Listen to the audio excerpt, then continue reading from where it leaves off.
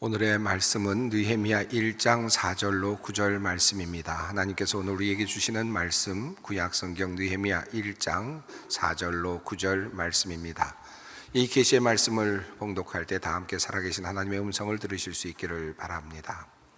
내가 이 말을 듣고 앉아서 울고 수일 동안 슬퍼하며 하늘의 하나님 앞에 금식하며 기도하여 이르되 하늘의 하나님 여호와 크고 두려우신 하나님이여, 주를 사랑하고 주의 계명을 지키는 자에게 언약을 지키시며 긍휼을 베푸시는 주여, 간구하나이다. 이제 종이 주의 종들인 이스라엘 자손을 위하여 죄하로 기도하오며 우리 이스라엘 자손이 주께 범죄한 죄를 자복하오니 주는 귀를 기울이시며 눈을 여시사 종의 기도를 들으시옵소서. 나와 내 아버지의 집이 범죄하여 주를 향하여 크게 악을 행하여 주께서 주의 종 모세에게 명령하신 계명과 율례와 규례를 지키지 아니하였나이다. 옛적에 주께서 주의 종 모세에게 명령하여 이르시되 만일 너희가 범죄하면 내가 너희를 여러 나라 가운데에 흩을 것이요 만일 내게로 돌아와 내 계명을 지켜 행하면 너희 쫓긴 자가 하늘 끝에 있을지라도 내가 거기서부터 그들을 모아 내 이름을 두려고 택한 곳에 돌아오게 하리라 하신 말씀을 이제 청하건대 기억하옵소서. 아멘. 지난 신년 예배에서 저는 네 겹의 기도라는 말씀을 드렸습니다. 2025년 한 해 동안 우리 소망교회 모든 성도님들이 함께 기도하자는 말씀을 드렸습니다. 이 네 겹의 기도란 탄원, 언약 혹은 약속, 그리고 중보, 그리고 감사의 차원의 네 겹입니다. 그리고 지난 주일 저는 여러분에게 신앙인의 역사의식이라는 제목의 말씀을 전했습니다. 우리의 삶과 역사에서 기도가 얼마나 중요한지에 대해서 말씀을 드렸습니다. 역사는 하나님의 손에 의해 움직이고 그 역사의 변곡점에는 항상 우리의 기도가 있었다는 사실을 말씀드렸습니다. 우리는 우리의 기도를 통해서 하나님의 동역자가 되고 또 하나님의 사역에 동참합니다. 그리스도인에게 있어서 기도는 특권이며 동시에 능력이기도 합니다. 자, 오늘은 여러분에게 그러면 어떻게 우리가 기도해야 하는가에 대해서 말씀을 드리려고 합니다. 많은 사람들이 또 많은 성도님들이 지금까지 기도를 드려왔으니 기도하는 법을 모르시지는 않을 겁니다. 그러나 바른 기도의 모습, 여러 예를 살펴보면서 우리가 어떻게 기도를 드려야 하는가에 대해서 한번 그 모델을 살펴보려고 합니다. 그 중에 한 모델을 오늘 여러분과 함께 살펴보겠습니다. 아마 여러분은 요즘 이 나라의 어려운 상황을 보시면서 이 나라를 위해 기도해야 하겠다라는 생각을 많이 하실 것입니다. 또 나라를 위해서 지금도 기도하고 계실지라고 믿습니다. 그러면 우리가 나라를 위해서 어떻게 기도를 해야 할까요? 무엇을 위해서 기도해야 할까요? 어떻게 기도를 하는 것이 나라를 위한 기도일까 하는 것입니다. 오늘 느헤미야 1장에 나오는 이 느헤미야의 기도는 우리에게 나라를 위해서 기도하는 기도의 하나의 형태, 모델을 보여주고 있습니다. 느헤미야 1장은 이렇게 시작이 됩니다. 하가랴의 아들 느헤미야의 말이라, 아닥사스다 왕 제20년 기스르월에 내가 수산궁에 있는데, 이때는 유대인의 상황, 역사적 상황 속에 어떤 지점에 있었을까요? 이스라엘 백성들이 바벨론으로 포로로 잡혀가죠. 포로로 잡혀가서 오랫동안 그곳에서 머물게 됩니다. 그러다가 파사왕, 페르시아 왕 고레스가 포용적인 관대한 종교 정책을 펴면서 이스라엘 백성들이 고향으로 돌아갈 수 있는 길이 열렸습니다. 그래서 예수아와 수룹바벨을 비롯한 많은 유대인들이 이제 예루살렘으로 돌아가게 됩니다. 돌아간 그들은 그곳에서 무너진 성전을 다시 세우지요. 수룹바벨 성전이라고 불리우는 그 성전을 다시 세웁니다. 물론 아주 초라한 성전이지만 그러나 그들에게 이제 드디어 다시 성전이 이제 만들어진 것입니다. 그리고 나서 한 80여 년쯤 지난 후에 이제 다시 이 학자이면서 제사장이었던 에스라를 중심으로 일련의 많은 사람들이 또 예루살렘으로 돌아오게 됩니다. 그들은 모세의 율법을 다시 가르치고 또 제사를 회복하는 영적인 갱신의 힘을 썼습니다. 이렇게 에스라가 고향 예루살렘으로 돌아와서 그런 사역을 한 지 13년이 지난 쯤에 바로 그날입니다. 바로 그 즈음이 오늘 본문이 말하고 있는 아닥사스다 왕의 제20년째 바로 그 해입니다. 이미 수많은 사람들이 93년에 걸쳐서 유다의 백성들이 예루살렘으로 정착 이주를 하였습니다. 그리고 많은 사람들이 그곳에서 이제 고향 땅에서 생활을 하고 있었지만 그러나 아직도 유대인으로서 고향으로 돌아가지 않는 많은 사람들도 있었습니다. 바로 그들 중에 한 사람이 바로 느헤미야였습니다. 그는 당시 수산궁에 있었다라고 성경은 전합니다. 수산궁은 아닥사스다 왕이 살고 있었던 페르시아의 궁전 3곳 중에 한 곳입니다. 그는 그곳에서 무엇을 하고 있었을까요? 1장 11절 후반부를 보면 이렇게 되어 있습니다. 그때에 나는 왕에게 술잔을 받들어 올리는 일을 맡아보고 있었다. 개역개정은 그를 왕의 술관원이라고 이렇게 표현을 합니다. 왕의 술관원이라고 하는 이 표현은 그냥 술을 따르는 역할을 하는 어떤 신하라는 그런 의미가 아니라 왕의 신뢰를 받는, 그래서 중요한 직책에 있는 그런 사람이라는 뜻을 가지고 있습니다. 술을 선택할 뿐만 아니라 술에 독이 있는지 확인하는 역할을 하며 왕의 측근에서 왕의 안전을 지키는, 한마디로 왕을 보좌하는 그런 일이었습니다. 요즘으로 말하면 대통령의 비서실장 혹은 경호실 실장쯤 되는 그런 직책이었다고 할 수 있겠습니다. 요셉의 이야기에도 이 바로 술 관원에 대한 이야기가 나오죠. 그만큼 왕과 밀접한 관계에 있는 사람이 술 관원이었습니다. 그런 자리에까지 올라간 유대인이 바로 느헤미야였습니다.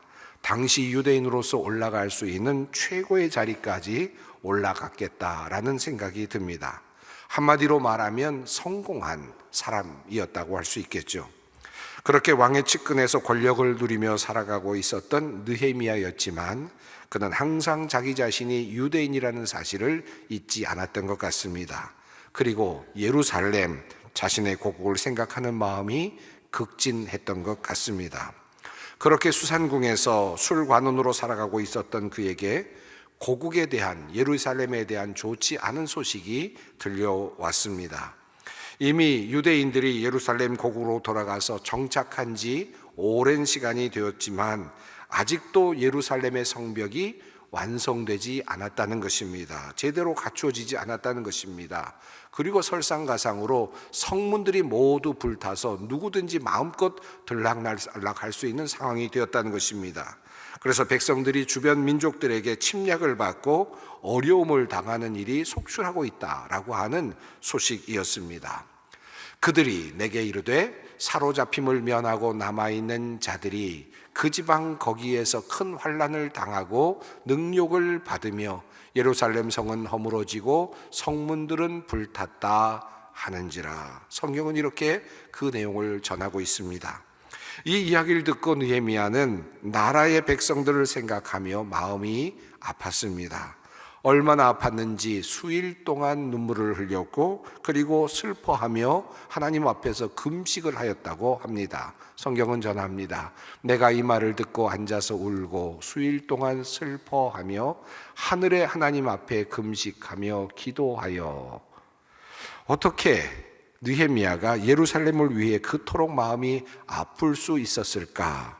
실은 잘 이해가 되지 않습니다. 그는 아마도 태어나서 한 번도 예루살렘에 가본 적이 없었을 것입니다. 그리고 그들의 동족인 유대인들에 대해서도 그토록 큰 관심을 가질 이유도 사실은 없었을 것입니다. 이미 그는 성공했고요. 이미 이 페르시아에서 가장 높은 자리에까지 올라갔습니다. 최고로 화려한 당시 수산궁에 있고 그는 지금 왕과 함께 권력을 누리고 있습니다. 최고의 권력 옆에서 큰 권력을 행사하며 살고 있습니다. 그런데도 불구하고 무너진 예루살렘 성벽이 그에게 큰 슬픔이 되었다는 것이 잘 이해가 되지 않죠. 어쩌 보면 이것이 바로 이 느헤미야의 위대한 점일 수도 있겠습니다. 자기 자신은 얼마든지 안전할 수 있지만, 얼마든지 고국의 문제가 자신의 문제가 되지 않을 수 있지만, 그래서 그냥 외면할 수도 있지만, 눈을 감을 수도 있지만, 자기 자신의 영달 그리고 자신의 어떤 부귀를 위해서 그냥 살아도 되지만, 민족의 아픔을 자신의 아픔으로 받아들이고 있는 그 느헤미야의 모습이 참으로 멋있습니다. 자기 자신이 유대인임을 잊지 않았고 그는 하나님의 백성이라는 사실을 자신이 잊지 않았습니다. 자신의 동족에 대한 사랑 그리고 나라 사랑의 마음이 그 안에 듬뿍 담겨 있었습니다. 오늘의 기도는 이러한 상황 속에서 느헤미야가 하나님께 기도한 기도의 내용입니다. 이 느헤미야의 기도는 구약 성경에서 대표적으로 거론되는 기도 중 하나입니다.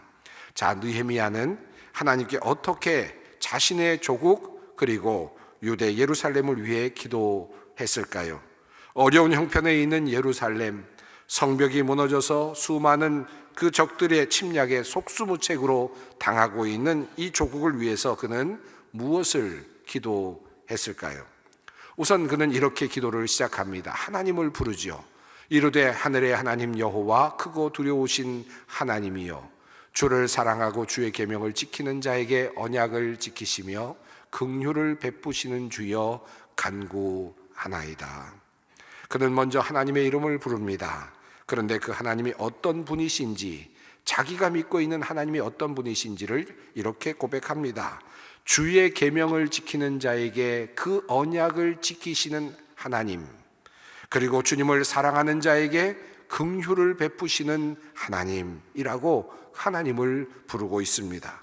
이것이 바로 그의 기도의 근본, 바로 기초입니다.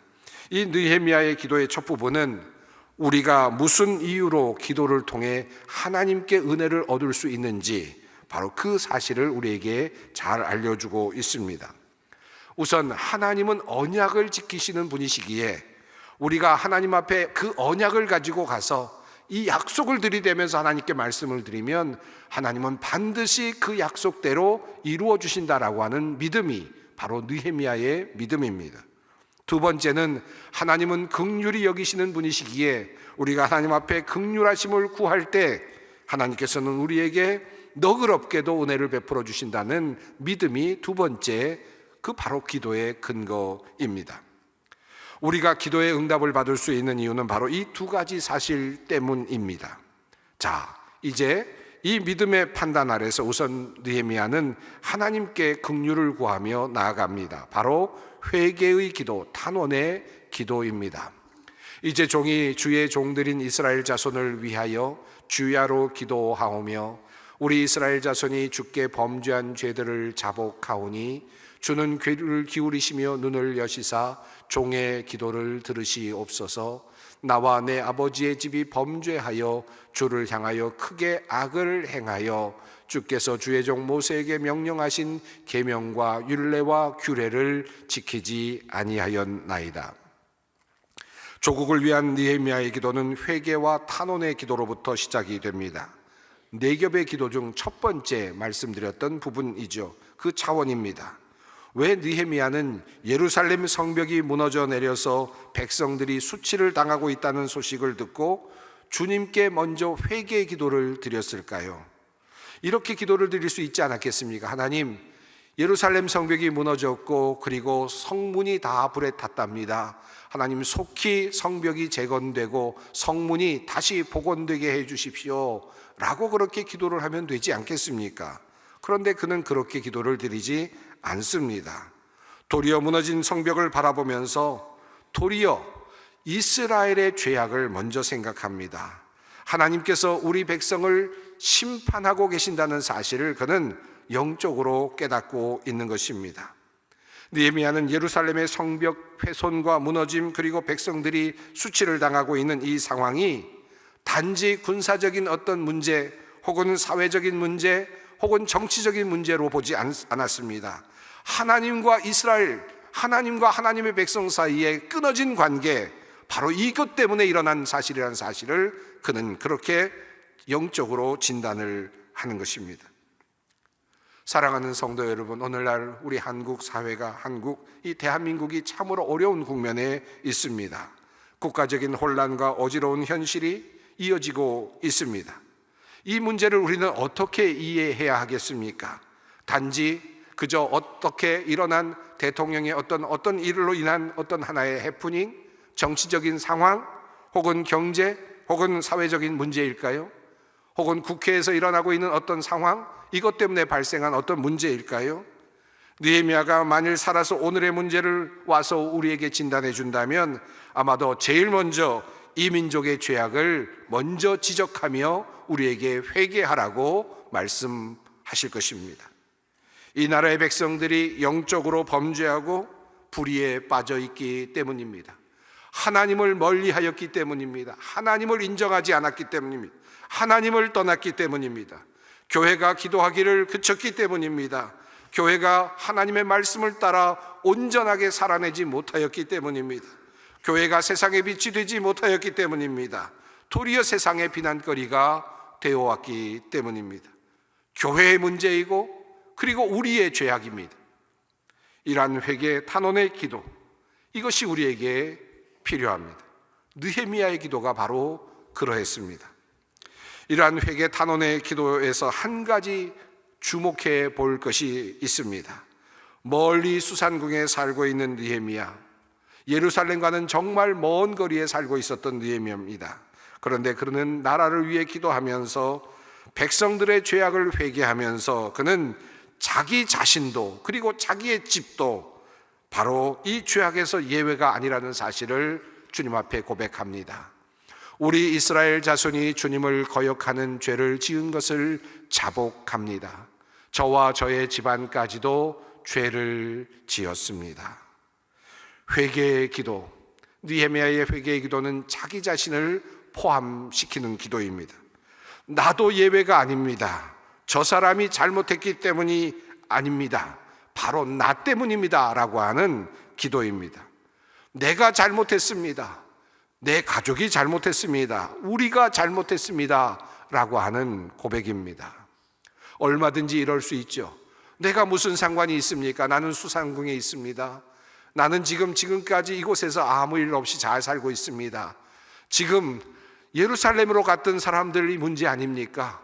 예루살렘으로 가서 지금 90여 년이나 살고 있는 사람들이 아직까지도 하나님을 섬기지 못하고 아직까지도 잘못하고 있으니 저들의 문제가 아닙니까? 얼마든지 손가락질할 수 있었겠죠.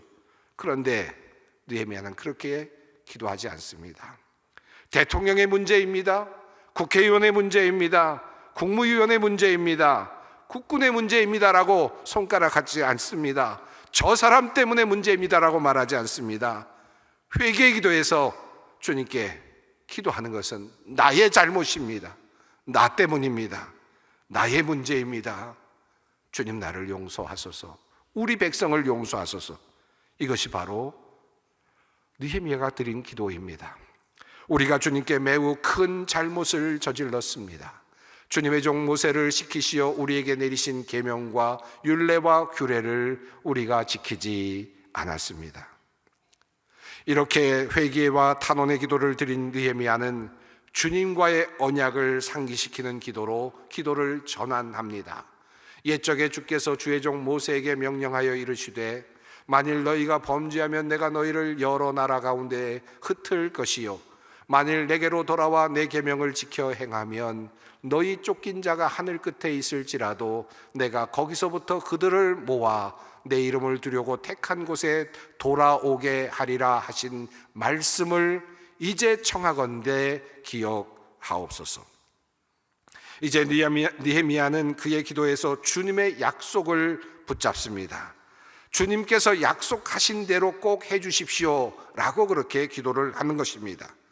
네겹의 기도의 차원에서 언약, 약속의 차원입니다. 주님의 약속을 붙잡고 기도합니다.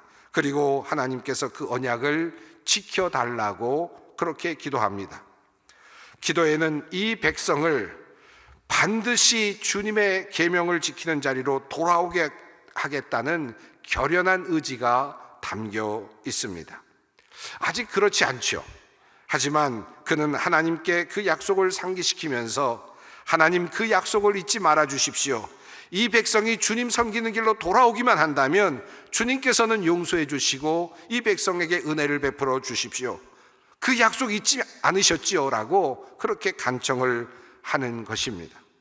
어떻게 해서든지 이 백성을 하나님 앞으로 돌아오게 하겠다는 무언의 약속이 담겨져 있는 것입니다. 언약의 기도는 이런 특징을 가지고 있습니다. 약속의 기도는 그러합니다. 하나님, 이렇게 해 주십시오. 그러면 저도 이렇게 하겠습니다라는 약속이 있습니다. 하나님, 제가 이렇게 하면 하나님 약속하신 대로 이렇게 해 주십시오라고 하는 바로 그 약속이 있습니다. 그러므로 언약과 약속의 기도에서 중요한 것은 우리의 행동이며 우리의 삶입니다. 이 백성이 다시 돌아오게 할 것입니다. 그렇게 되면 주님은 이 백성을 용서해 주십시오 라는 것입니다. 우리는 나라를 위해서 기도할 때 그냥 이 나라를 위해서 기도합니다, 이 나라가 잘 되게 해 주십시오 라고 그렇게 기도를 할 수 있습니다. 물론 그 기도도 필요하겠지만, 그러나 어찌 보면 그 기도는 공허할 수도 있지 않겠습니까? 그런데 느헤미야의 기도는 그렇지 않습니다. 이 백성을 반드시 내가 돌아오게 하겠습니다라고 하는 결의가 함께 있다는 말씀입니다. 이 백성이 돌아오게 하겠습니다. 주님의 율법을 지키는 자리로 다시 돌아오게 할 것입니다. 그러니 주님, 그때 주님께서 하신 이 약속을 꼭 지켜주십시오라고 하는 탄원입니다. 이러한 결연한 의지를 우리는 그의 기도 마지막 부분에서 또다시 한번 확인할 수 있습니다. 주여 구하오니 귀를 기울이사 종의 기도와 주의 이름을 경외하기를 기뻐하는 종들의 기도를 들으시고 오늘 종이 형통하여 이 사람 앞에서 은혜를 입게 하옵소서. 여러분, 이 기도가 언뜻 보면 이해가 잘 되지 않고 그냥 자연스러운 기도처럼 보일 수는 있지만, 그러나 꼼꼼히 자세히 따져서 읽어보면 이 기도가 갑자기 무언가 이상해지는 것 같은 느낌을 갖게 됩니다.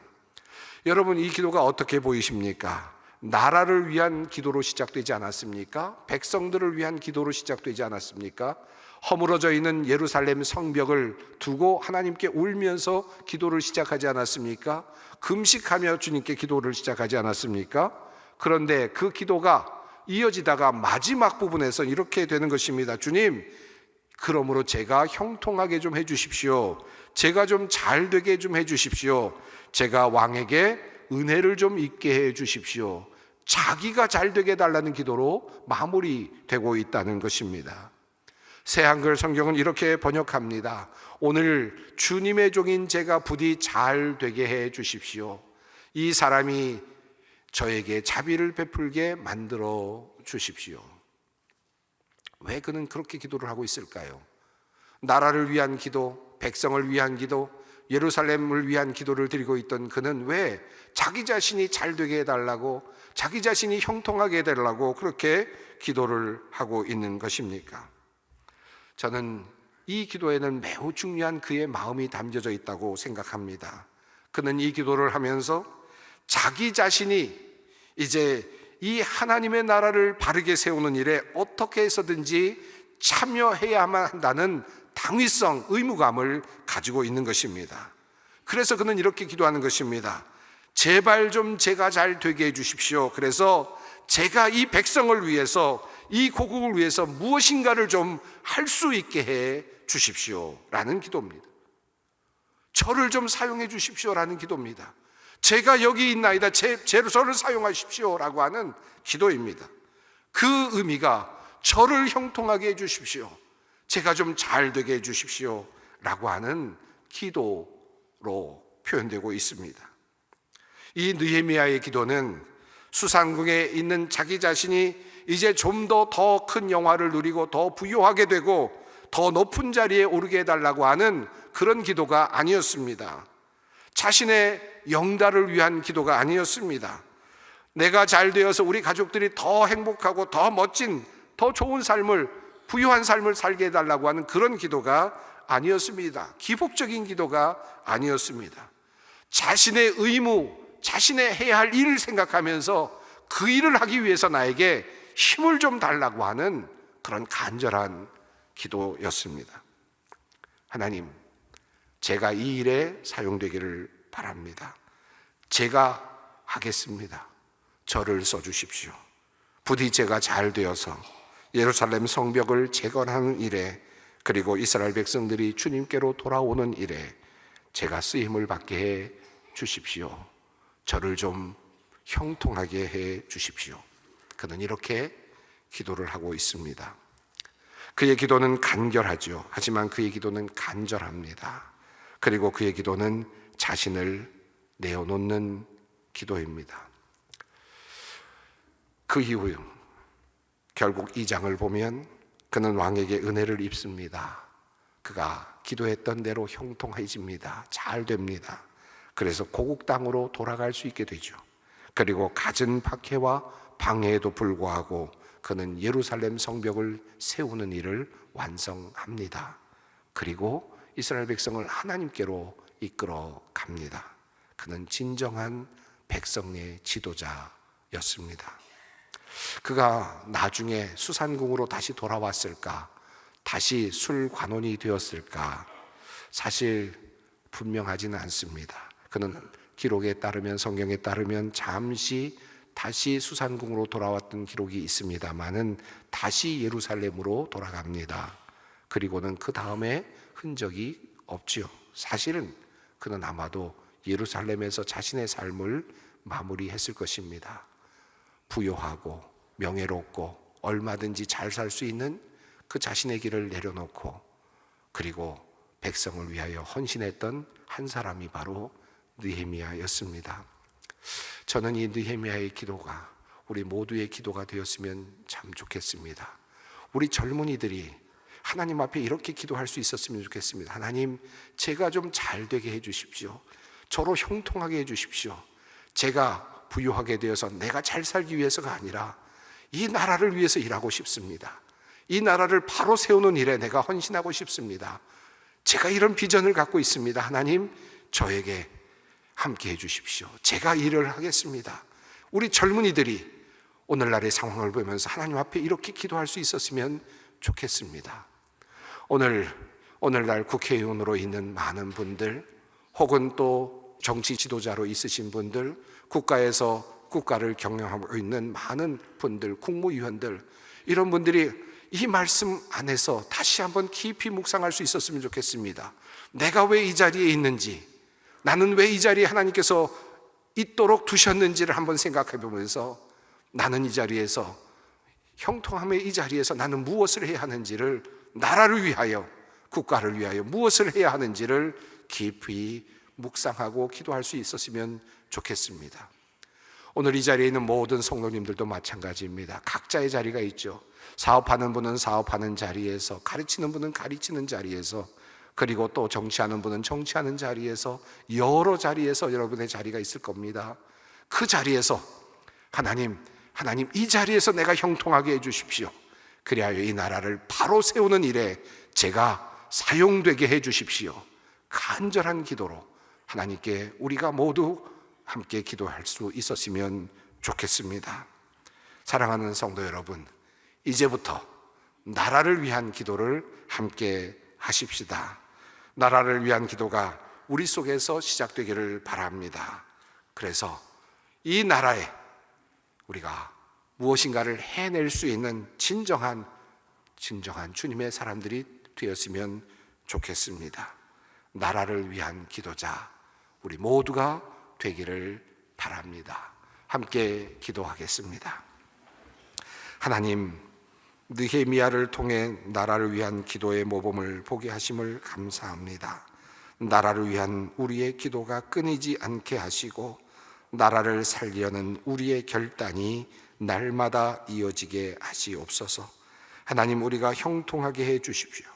이 간절한 기도의 의미를 깨달으며 이 기도로 나라를 살리고 조국 대한민국을 살리는 우리가 되게 하여 주시옵소서.